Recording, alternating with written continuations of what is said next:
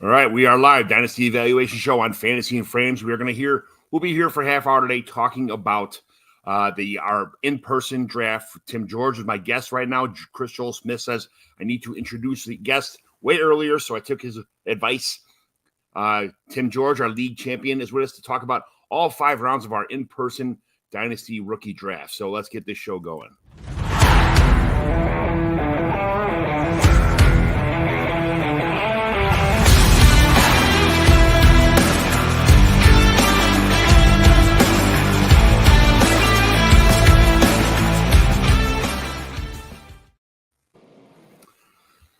So here we go. Tim George, what does it feel like to be undefeated champion for a Dynasty Fantasy Football League? Oh, it feels good. First time it ever happened, ladies and gentlemen. Not going to lie. Very surprised. You got to get, put a good team in, make some good trades, and get lucky. Those are just facts. So it was amazing to be able to do that. Well, a lot of pressure going into season 2. Expectations are through the roof, people are saying. People say a lot of stuff about you, Tim, and they say your expectations this year, trading half your team away after year 1 is usually not a good plan when you go undefeated. But, you managed to do that somehow. Hopefully your team's better because you kind of piecemeal the group of players together, which was, fantastic. Good for you, brother. But our league has some pretty good fantasy football players in it. I mean, it's a pretty damn good league. We got Brian Watson. He drives all the way from Wisconsin, like an hour and a half, 2 hours away to come to these.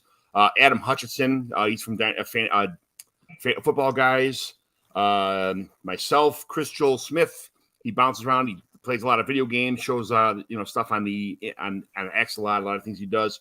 Lucas Perfetti does a lot of stuff with Chicago Bears. Does a lot of stuff with, he's very active in the Twitter community also.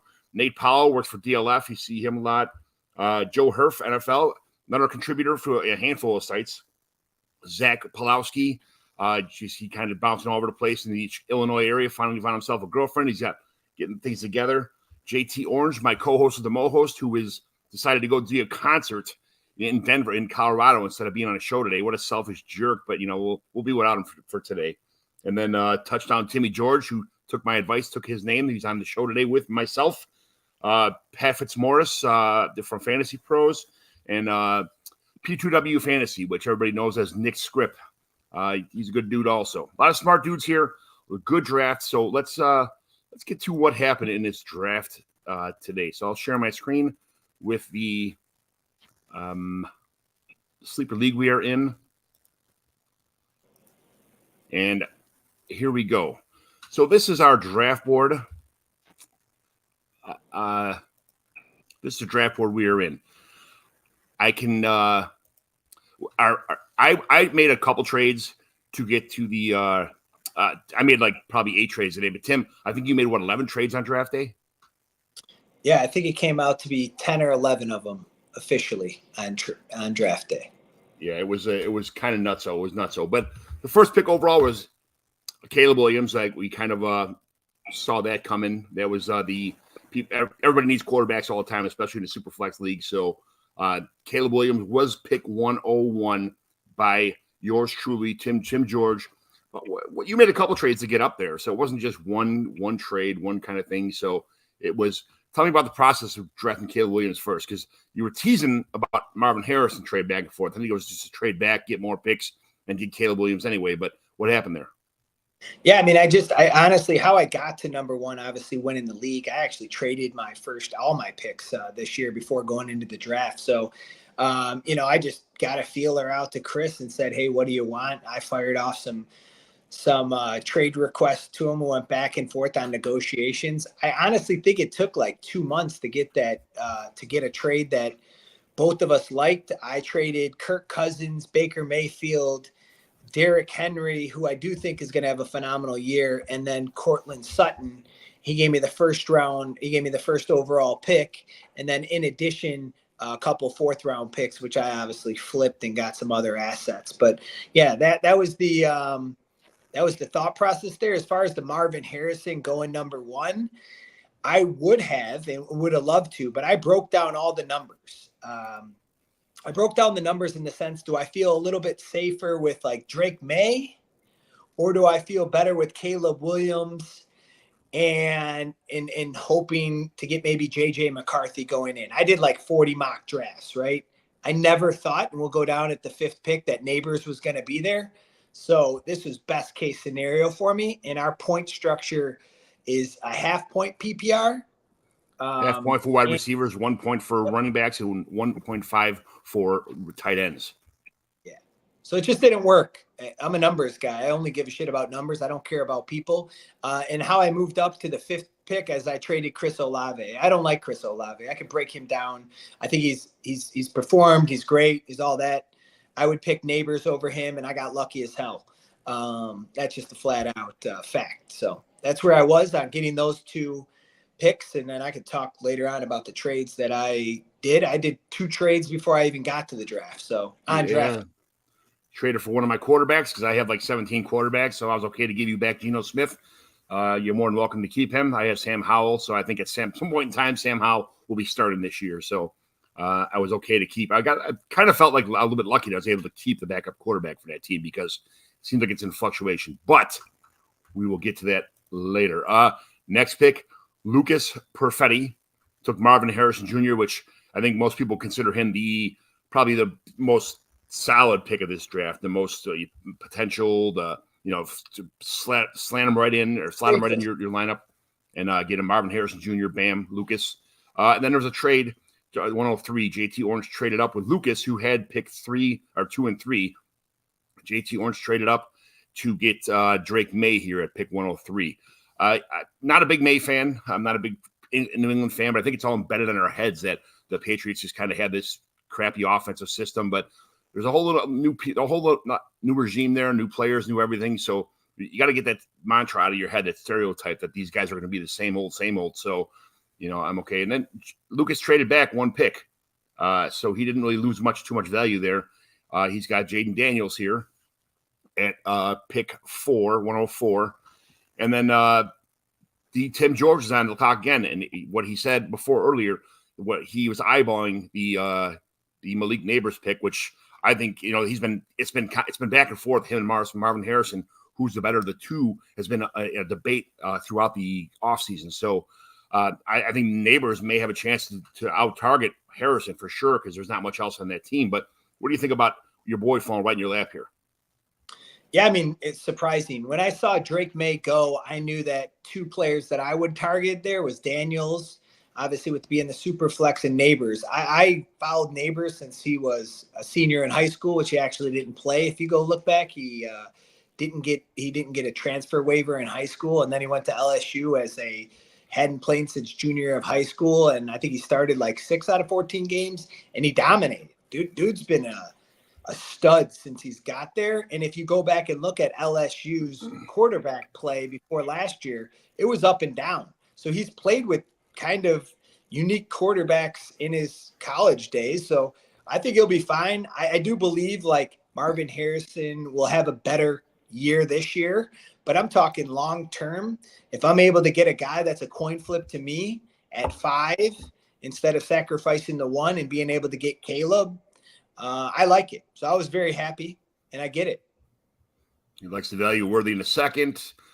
Jamie Perrog, he's got a couple. Roman Wilson at 302 is my favorite pick in this draft. He fell to 303 in mine, so traded 311 and 25 third. We had debates about that, Tim, when you were on the clock also. It kind of hurt my feelings. I didn't know what to do there, but we'll get to that spot. So then after that happened, Pat Fitzmaurice all of a sudden took J.J. McCarthy, which I was kind of surprised. I've seen McCarthy go out. I got J.J. McCarthy at 111 in some drafts before, so I was not expecting him to go that high. And Pat already has 2 good quarterbacks already, so I'm not really sure why he took McCarthy, but, good for him. It is what it is. At that point in time, I said, this is a full 1-point premium for tight ends. I got to make a move here. So I traded with Joe Hurf. I traded away my 107, which I had, to move up to 106. And, that's 107. I got to 107. I traded away my 108, a 25 third, and a 305 and a 25 third next year. So I said, I got to move up. I have to get Bowers here. I have a lot of stuff. I got to start a building block with my tight end here. So I take Bowers, and then what happens? Joe Hurf picks after me, and he says, I want to do Doozy anyway. So I'm like, son of a bitch.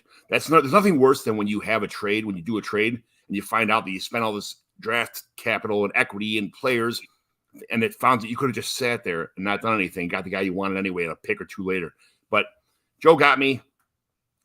He's a pretty good negotiator. He wouldn't take no for an answer on a lot of things I threw at him. And some of my trades are crap. Everybody knows that. If you're in a league with me, you know that most of my trades are shit. But I was throwing some pretty good stuff at him. He ended up getting 2/3 from me to move up one spot so I can get Bowers here. So I'm okay with that. It is what it is. It doesn't hurt my feelings. We'll talk about who he got at those picks later. But he picked Romo Dunze.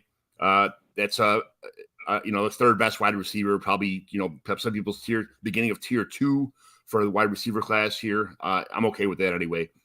JT Orange went Brian Thomas. He's a big Brian Thomas guy. That's just kind of fell in his lap as far as he's concerned. And then I traded again. I have 0 running backs in my team. I think my best running back is Kareem Hunt, and he's not even on a team right now. So I had to start somewhere with these running backs. I picked up Jonathan Brooks at the 110.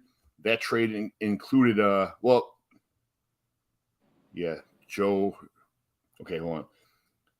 I traded the 110. I gave him away Luke Musgrave and the 112 to move up 2 spots to get Jonathan Brooks. It's a debate who is better, Brooks or Benson. JT Orange took a Benson the next pick after me, so he kind of said, I don't care who you take. I got half, just like me. I have Brooks on most of my teams. I have Benson on most of my teams. It's a matter of, diversity, I guess, at some point in time, which one you want. I like Brooks a little bit better. I think he's going to have more right at the beginning of the season, and I need production right away, so I took Brooks. I like Benson possibly better long-term, but, it's 50-50 for me. JT took Benson, and then Michael Penix went at the 112. What do you think about the Michael Penix pick? I like Michael Penix. I do believe, this is a dynasty league, right? So you got to go after guys you like. I know Adam liked him.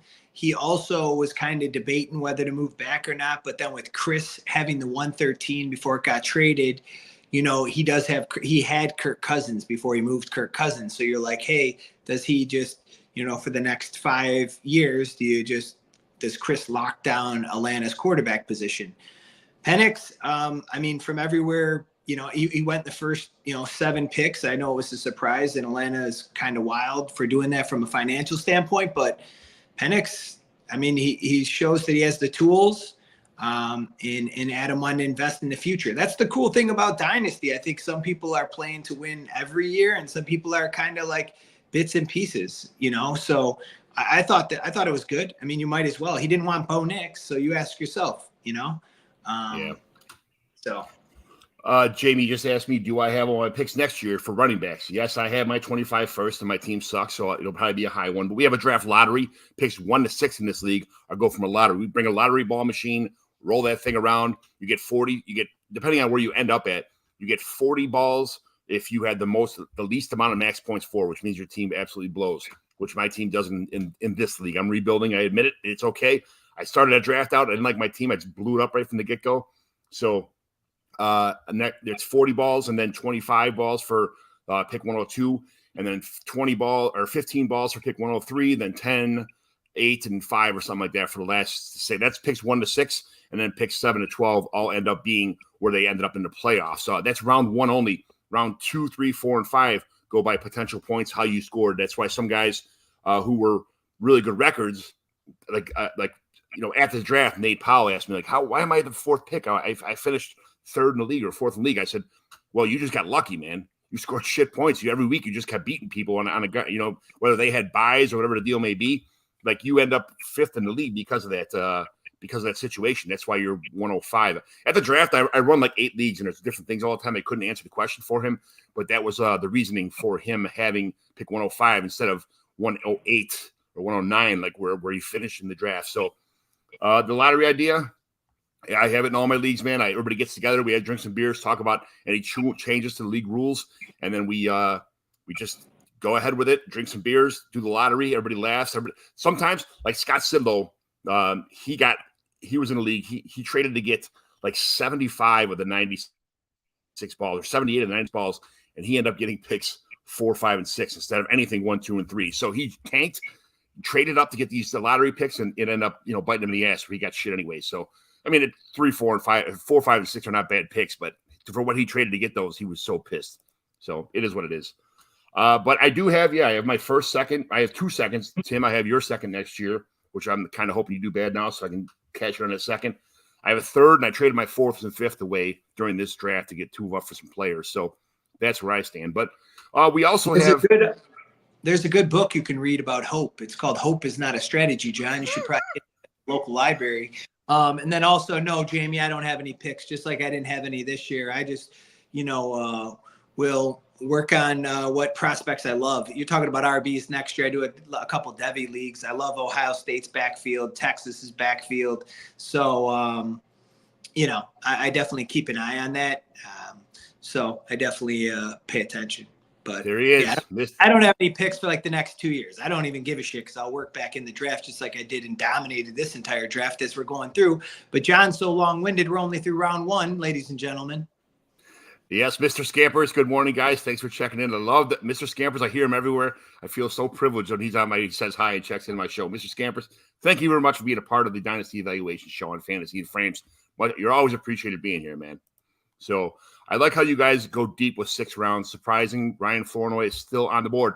It's funny you said that, okay? Ryan Flournoy is not – I don't think he got drafted here. He's he's in the late fifth or something like that. But we have a 6th round only because of the fact that our league awards the winner of the shit bowl pick 113. So you get picked not 112. We only have 12 teams, but you get a end of first round, before second round, 113 pick for winning the shit bowl. It's kind of an award. It keeps everybody from tanking. Everybody keeps trying. It keeps people in the instead of just having a bunch of teams trading everything away, you actually get an extra first round pick, a late first round pick 113, which is 601 on Sleeper. I wish Sleeper would change that where you had to do it. But you have to make an entire 6th round to put 113 as 601 on the board. So the 601 was it was a Nick Script traded. He got Ladd McConkey at 601 for that pick. So he got how many picks did Nick have here in the first round? He's got a lot of second round picks. Okay, so he traded in the second round for that one. So that was pretty much 113, and then we started the second round. Keon Coleman went to Joe Hurf. Keon Coleman from the Buffalo Bills. A lot of people are expecting him to possibly be the number 1 receiver, take over the Stephon Diggs role. I'm a little pessimistic about that situation. And then Bo Nix. So 2 out of the next 3 picks, Bo Nix in the second round, 202 P2W. Adam Hutchinson. I've seen where they go like pick 108, 107 in some drafts, but this is only a half-point PPR, so he fell a little bit. And then we get to the Blake Corum from the Rams goes to Pat Fitzmaurice. I know he's been talking about Blake Corum. He's a big fan of his. So the P2W, again, 205, Jalen Polk. He's a huge Jalen Polk guy. And then he took my guy Ben Sinnott. This is a big tight end premium, a full point tight end premium. And he took Ben Sinnott at 206. So here's Nick just mowing down the second round here in this draft. So Ray Davis from Buffalo, a little bit early for Ray Davis. I think Chris Joel Smith took him. He went through a couple systems in college. He's a good, proven player. So I can't blame him for reaching on running backs if that's all he needs, because he just traded for a bunch of quarterbacks in this league. So good situation there. And then Tim George, Ricky Pearsall. Tell me about Ricky Pearsall, because they took 2 receivers in this draft. He's the earlier of the 2. Tell me about your pick at Ricky Pearsall. Yeah, I mean, I traded with Nick, and I traded Deontay Johnson, and I got 2 picks, and then flipped the second pick of that trade for multiple more assets for my team. So I liked Ricky because just like Brandon Ayuk, I think he met with the 49ers yesterday. So, I mean, my thought process was like this. If Brandon Ayuk's off the team, Ricky's going to fit in perfect. Kyle Shanahan runs a system that is for everyone's strengths, right? So he knew what he was getting with Ricky. I truly believe, he hits on most of the people he's bringing in from an offensive standpoint outside of Lance. I think he's hit on most of those. So Ricky fits that profile. And then also, with Debo too, right? Like both having, Debo, also there's only one ball. And I liked Ricky, and I like his upside. And I also wanted to have some younger wide receivers. Plus, I think Deontay Johnson's a good player, but being able to get Ricky, and then we'll talk about it in a minute, but then I was able to flip that second. I got 2 second-round picks for Deontay, and I thought both were good based on what my team and how I wanted to balance it. So if you want to keep going, but I love Ricky. I think he fits the profile of a 49er. Mr. Scampers, yes. There was a lot of trades. First of all, there was only like 4 trades. There was only 4 people who had their original pick from this draft when it started. Like everything was traded away. Everything was traded back and forth, which is a good thing. Most of my in-person leagues are pretty good at trading. I send tons of trades out. I get rejected a lot, but some of them go through. It is what it is. But to have 19 trades during the draft, on the draft day itself, in-person trades, on top of not having any people with leftover picks to begin with, pretty much when it started, it was a pretty good setup. I love Pearsall. Have him slotted at the 206 in my ranks. I got him at 4 shares of him. Outstanding. Yeah, I'm going for the later of the 2 picks as my secret target here. So he's still around in this league. We'll talk about that later, but it's someone I'm targeting anyway. So next trades was, I just saw our trade, Tim, just to give everybody a heads up real fast. What you traded, I got David. This is a 1-point tight end premium. David Njoku and Michael Mayer, and you got Geno Smith, Chigakonko, who, you might not get lost in the offense this year, and a 402, which, we'll talk about who you got for that one also. But that was another good trade. Let's go back to the draft board here. We left off at Ray Davis, Ricky Pearsall, Jalen Wright. Lucas took Jalen Wright. I was crossing my fingers that Jalen Wright was going to drop to 301 to me, and I went to Lucas as soon as he made that pick. I said, hey, man, what do you want for this pick right now? And he said, absolutely not. I love Jalen Wright. I do too. Lucas, fantastic picks. And he just gave me the big high heart to go pound sand as soon as I asked him to trade that pick back to me, but ain't going to happen. Brian Watson, really good team, and proves his stable at Marshawn Lloyd. The Packers don't ever use like a really committee back. So Lloyd being there it's fantastic. Adlai Mitchell, not a big fan of his. Joe Hurf grabbed him though. It's not get him at the end of the second round. You can't really complain about that. JT Orange, Xavier Legette. JT likes everybody. Everybody that got picked, JT's like, oh, you got my guy. Oh, you got my guy. But he took Legette. It's I don't think that's one of his favorites, but at that point in time, 301, Troy Franklin fell right in my lap. I think that was a good value pick at 301 to get Troy Franklin. I'm not a huge Franklin fan. I liked him early in the process. The more and more I learned about him, the more and more I kind of but it is what it is. I'll take Troy Franklin. Denver doesn't have much really to work with anyway, so they're starting from scratch. Then Tim George. It was Troy Franklin or Rome Wilson. So I was like, Tim, you're welcome. All right, so you got your boy here. Tell me about that pick. Yeah, I had going into the draft 2 targeted players that I really wanted that I thought was realistic of getting them. That was Christian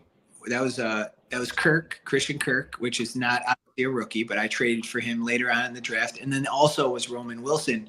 How this trade, right? This is part of the trade with Nick. I had the 212, and JT's like, hey, what do you want for this pick? I said, give me Zach Moss, who I think is going to start, and he played very well in the Colts system. I think he'll play well. I know people are like scared about Chase Brown and splitting the backfield, but Zach Moss is a veteran. They need to protect Joe Burrow. So he's going to be in there too. His pass protection is good. And I was able to just move 2 spots, get a starting running back in my eyes and some depth at the running back position.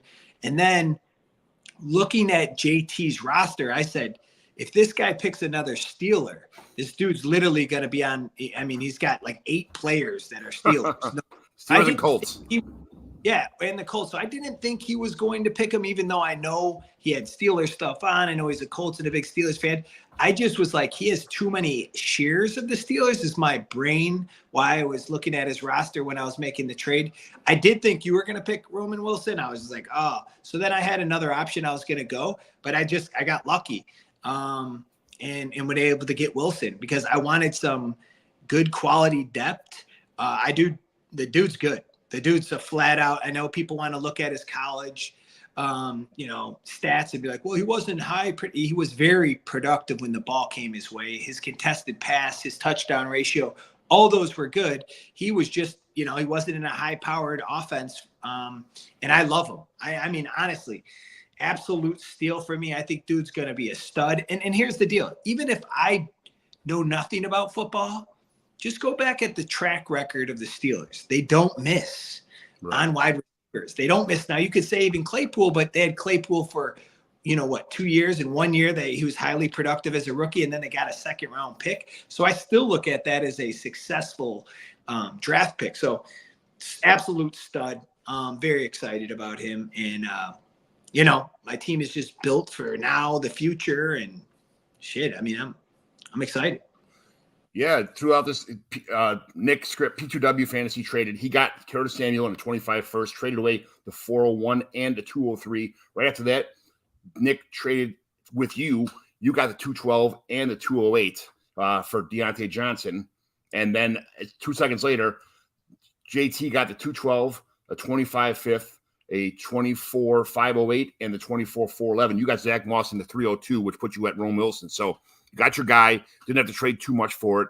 Worked out pretty nice. And then a lot of the sleeper candidates came out the board. Brian Watson got Burton here. So Jermaine Burton, everybody wants Burton. It was a little bit early for him, and he's got a lot of question marks, but at the same time, it was kind of like, if somebody leaves on that Cincinnati offense, Burton could slide in right to be that guy. Sanders went right. Jatavion Sanders at the 304. Kamani Vidal. Joe Hurf, again, a little bit early for Vidal, I think, but that's team needs and people like players. There's nothing wrong with having better or worse values than other people. I love that every draft we've had so far. I got 3 more in-person drafts left this year, but the diversity of these picks going up and down the board, where they're at, it's at the middle of the board is just a mosh pit. It's absolutely fantastic. P2W keeps Malachi Corley from the Jets. That was one of his picks. Lucas Audric Estime. I tried to trade him for Estime in a couple of weeks. I'm so bad at quarterback, but I didn't want to pay the 307 for him, first of all. And I offered him like some other picks and players, and he's like, yeah, go pound sand. If you like your guys, you like your guys. And I think Lucas needs running backs, first of all. He got a couple guys I eyeball, especially as a Notre Dame fan. I'm a Notre Dame homer, so I like Estime. And then Brian Watson took Braylon Allen. I was like, another guy I absolutely love. I would have overpaid for him, but he took him already here, so it is what it is. And then he took Spencer Rattler with the next pick. He had Brian Watson here. So that was one of the other unexpected picks. Bucky Irving from Tampa Bay. He's possibly going to take the receiving back role away from James White. We'll see what happens there. I'm not sure how that's going to pan out. Jalen McMillan, everybody's talking about, as Tim would say, people are saying that McMillan might be the future next year when both Godwin and Evans are gone. So McMillan, nice pick by Nate Powell at there. Theo Johnson, Lucas, another guy I love, Theo Johnson. Everybody knows my love for Theo Johnson. He went to right at the end of the 3rd round. He's going in the late 4th, mid 4th, late 4th. So a little bit early for Theo Johnson, but I would have probably done the same at like 401 or 402, 403. So I'm just pissed off that he got him in front of me. Adam Hutchinson took Terrion Tracy, who I immediately tried trading for because the Giants don't have much in the backfield, and I like Tracy. But he's a 4th round pick. He's kind of a lottery as far as I'm concerned. But it is Nate Powell, Luke McCaffrey, and then another one, Javon Baker, Tim George. A lot of question marks here. Tell me about Javon Baker, because that was another Twitter darling, another favorite of a lot of fantasy football analysts. You got him here. If you did not take him, he was going to me next. You got lucky. I'm not going to say you got lucky. You beat me to it, I guess. So go ahead. Tell me about Javon Baker. Yeah, I mean, it sounds ridiculous, but I had him targeted too, as far as like a pick that I wanted, right? And I like him because obviously he was highly recruited coming out of high school at Bama. It just didn't work out in Bama. He wanted to get more of a focal point of the offense. And if anyone knows this, most of the time you're not going to be a focal point of the offense. Plus, going into that offseason, remember they were bringing Tommy Rees on, or is going to be his 2nd year in that offense. And Nick Saban never like, hey, just because you're at Bama, we're not going to overtly target you. We're not here for your draft stock necessarily. We're here as to be, to win football games as Bama. So I think he wanted to be more of a focal point. That's why he went to UCF. So, and he dominated. He was good. I mean, dude's been a stud. Obviously from a stat standpoint, he had a phenomenal year.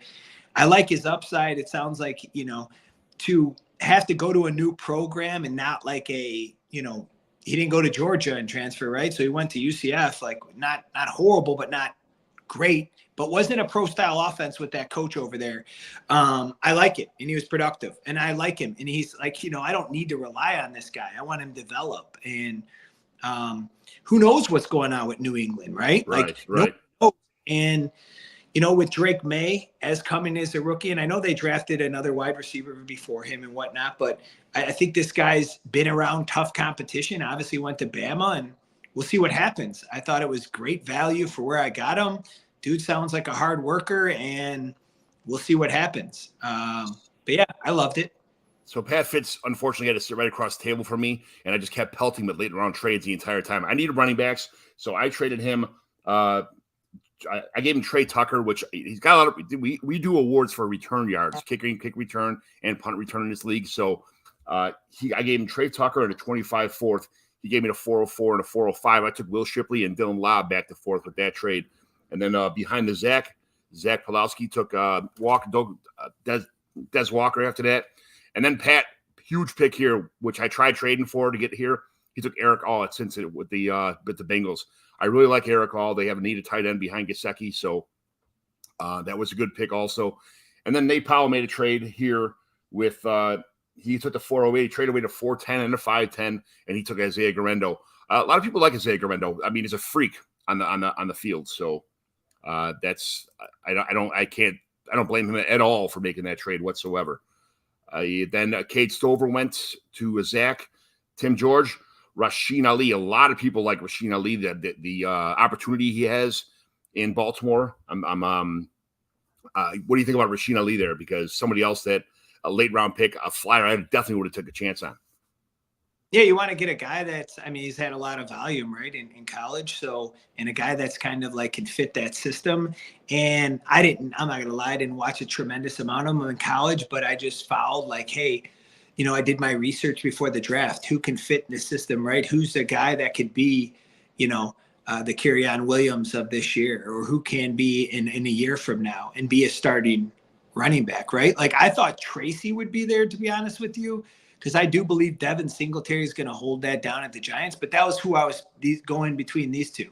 I'm the one that traded Isaiah Guerrero. I did trade that because I wanted to use a little bit more assets. I had some guys that's still on the board I thought would trickle down to me, but yeah, this was one of them. I pretty much used other people's advice and more of a consensus going into the draft to take him more than the research I did, but I knew that based on people way smarter than I was, this gentleman could be, a decent running back here in about a year. So that was my thought there. I traded Pat Fitz for a couple trades. I was trying to work things out, and as soon as I didn't even know the trade was already in, or the pick was already in. JT Orange took Jacob Cowing here, which that was the original trade target I did. So I traded Pat. I like Jalen Tolbert. He's got a chance to be something this year, but he hasn't done too much yet. It's an opportunity, but I figured, hey, man, if he hasn't done something yet, and he's already like 20, 26 years old or something like that. I think he's going to be 26 soon. I just don't see him panning out. So I was going to take Jacob Cowing here, but JT Orange took him. Then Joe Hurf took Jordan Travis.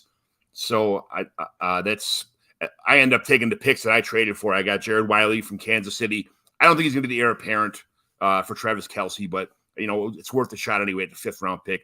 Malik Washington went to JT Orange from Miami. Great pick. They're desperately looking for a tight end. They picked up a good tight end this year, looking for some kind of third option on a team just in case of an injury that somebody's going to be a shooting star on that team. Louis Rees-Zammit, Joe Hurf. I don't know about that one, but I think that's how you say his name. Joe Milton. I never leave a draft without Joe Milton. If you know me, if you ever heard my show, Joe Milton will be on every one of my teams. Yes, I know he can throw the ball a mile. Yes, I know he's not accurate. He actually went pretty well at the Senior Bowl. 11 for 13. He threw one bad pass and everybody kept ripping on him. But his physical tools, his athletic tools, everything about him, I love Joe Milton. So people MF all they want to. He's on my team, not yours, so don't worry about it. Brian Watson, Denver, Tim George, another good pick here. There's a lot of rumorville in Denver backfield right now, so you may have picked up a really good late mid 5th round pick there. So anything you got to say about that pick? Yeah, I mean that's Sean Payton. I mean when Sean Payton says I compare him to like a Darren Sproles back when he was in New Orleans, Sean Payton, he kind of had that, 2 running back committee, 2 guys he trusted. I don't see how a guy goes in, Sean Payton, right? I mean we could say whatever he wants. That was a rough season last year, but he got rid of Wilson. He clearly doesn't have any faith in Williams if he's drafting the kid out of Notre Dame and then he's taking Watson. Now, Watson, the thing is, he's a receiving guy. He used to be a wide receiver, I think turned into a running back. The thing is, when he says he reminds him of Darren Sproles, okay, well, cool. I'm in the 5th round of a rookie draft. If this dude is in a PPR league, if he's able to catch the ball and move like he want, and he's getting already high praise as a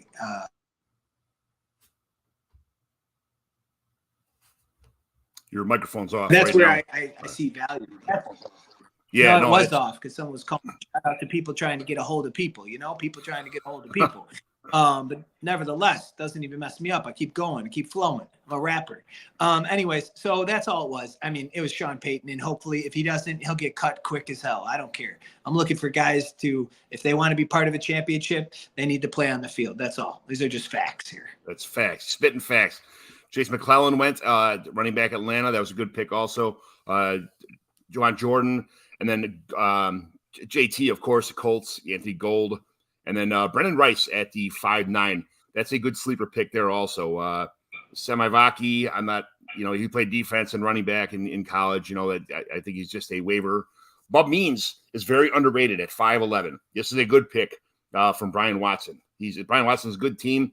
He makes good picks like this. And then Nate Powell went, a Smith from Philadelphia. He might be somebody lost in the shuffle, but that was 5 rounds. As soon as the draft was over with, you sent Christian Kirk. You inherited Christian Kirk, traded Josh Weil, Demarcus Robinson, a 26th first and a 26th second because you don't DGAF about your draft picks. It's no big deal. And then I traded you Noah Fant, which I really like this year. I like Noah Fant. I just feel like he's the 4th, maybe even 5th option on his team. I got Jahan Dotson. It's a half PPR.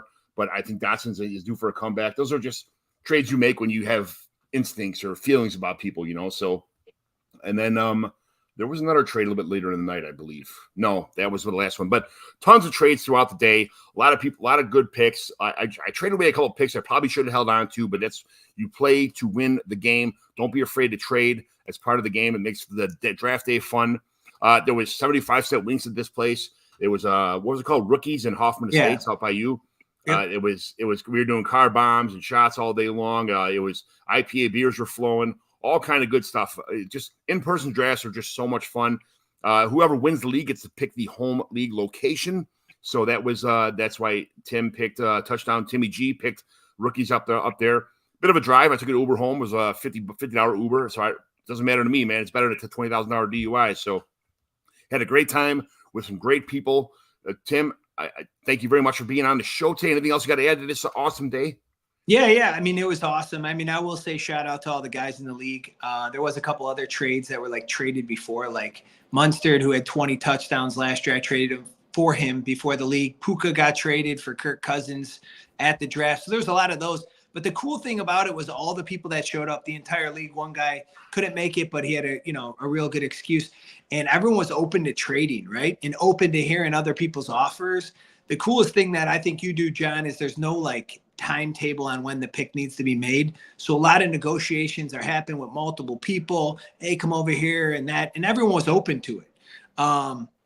It was super fun. So I love that about everyone. And then the only thing I will add is, John, you put in the thing that I can change the name of the league. So yes. I just wanted to give my 2 cents as the undefeated champion, the GOAT of our league. People are saying, not me, I'd never say that I'm the GOAT of the league and that I went undefeated and there was no competition. I would never say that. People are saying that. I don't believe, as the godfather of the league too, you can't change the name of the league because I feel like that just changes the fabric. You never want to change the fabric of something. I think you change the name of the divisions, pick who you want in your division, but the name of the league is the core. Even if it's Baby and Boomers, we all know, every time I get my ring, I want Baby and Boomers on it. I don't want to be Baby and Boomers, Timmy G's league. Again, I only got 10 hands. I don't need to change the name 10 times. So my rule is the Godfather is no one's allowed to change the name because me as the first champion and win percentage 1,000, I'm not going to change it. But no, our league is very talented. There's a lot of smart guys in the industry. I think that's phenomenal. I think, being able to be in sales and negotiate all day, every day, I love that portion. So it's cool. So many people were open. And no, I think it's going to be a great season. I definitely don't. I mean, I think I obviously got lucky as hell. I don't foresee myself ever going undefeated again. Would I love that? But, and the coolest other thing about Dynasty, I tell people, and I guess maybe everyone has a different philosophy of what they're trying to do, right? Like Pat's team is going to be phenomenal in like a year, right? He's got developing players. And so I tried to take a little bit of everything, because you stated out why I flipped my my team. I have like a core strength, high performers in my starting lineup. And then I have neighbors on the bench and Keenan Allen as flex players that are I think could be extremely good. And then I got mid-level guys that are rookies that could be stars like Wilson and Baker. And, I love Geno Smith, even though you don't, because you don't like metrics. Shout out to me knowing that I'm good at math. But that's how I tried to do it. And so like I said, I don't give a shit about these players' names. I look at them from a number standpoint. But yeah, John, you do it best. I mean, if anyone knows John, he really does, and he cares. I think that's another thing to you. You really do give a shit about your leagues and keeping it fun. There's never any drama. It's always just all good, competitive vibes all the time. So shout out to you, my guy. Really seriously, I think more people could learn from you in that regard. And you're a patient guy, because people are saying I was an hour and a half late to this, guys. Hour and a half, not bad for a guy. It's a clown. My bad. Yeah, for a guy who's never on time. Yes, absolutely. But a trade just went down now. Well, we had division drafts. If you guys don't have divisions, part of being in a home league is division drafts. We have a draft where if you are the 4 division winners, each get that snake draft. So it's pick 1 and 8 goes to the worst, the number 4 division winner, like the least of the division winners, and then 2 and 7, 3 and 6, and then pick 4 and 5 go to the number 1, like who had the number 1 seed. So we had a division draft after that was this morning, kind of went through, but it was super fun. And right now, Joe Hurf yesterday put on it. He had Jared Goff and Hollywood Brown. They had their nicknames, and he said he wants a 25 first for Goff and a 25 second or running back for Hollywood Brown. Well, P2W he sends pretty good offers. I mean, he don't bullshit too much. I send a lot of bullshit stuff and just try to throw stuff at a wall and see if it'll stick. Nick jumped in there. Nick got Jared Goff and Hollywood Brown, and Joe Hurf got Bo Nix, a 25 first and a 25 second for P2W. His team is a little bit underrated right now, so I think it ended up pretty well for him. His team wasn't underrated before that trade. I looked at his team, and I picked him in my division. I like Nick. I think Nick knows what he's doing, but he had no quarterbacks. Yeah. And so that's why people are saying he probably wasn't in my division. I probably wouldn't have picked him in my division had he had Jared Goff, because I looked at his depth on the quarterback thing. And then one other thing that you need to know, you said, I was surprised why JJ McCarthy went with Pat's team. And here's what, if you remember in the playoffs to get that 113, Pat literally had traded me like for Jared's the kid from the Raiders, the backup or someone, or Denver's backup. He had no quarterbacks because his depth wasn't that, after a long grueling season, he had no depth. So I thought going into the draft that Pat was 100% taking either Drake May or JJ McCarthy based on that experience.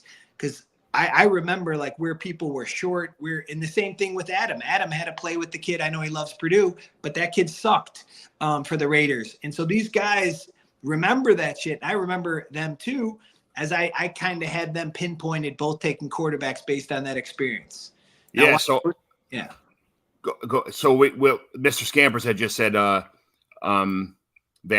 you pick your division winners when they pick their division mates. That sounds awesome. So Tim won his division. He obviously being undefeated, he was one of the guys who got to pick his players. So Adam Hutchin was picked first. He picked me. Not because my team's the worst, obviously. He just wanted to be in my division because I love him and he loves me. But then Brian Watson was the last pick of the draft.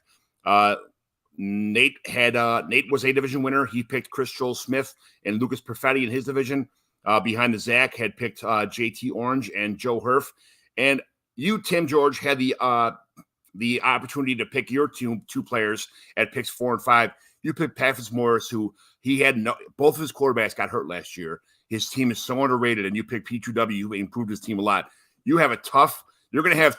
We play a first. Okay, so I'm going to have to hand make this entire schedule this year. Also, I play week 1 is a division playoff. So all 3 of our players play. You get a win, a loss, and tie. If you have the highest score, you get a win. If you have the lowest score, you get a loss. If you score in the middle of both, the middle, you get a tie for that game, which is huge.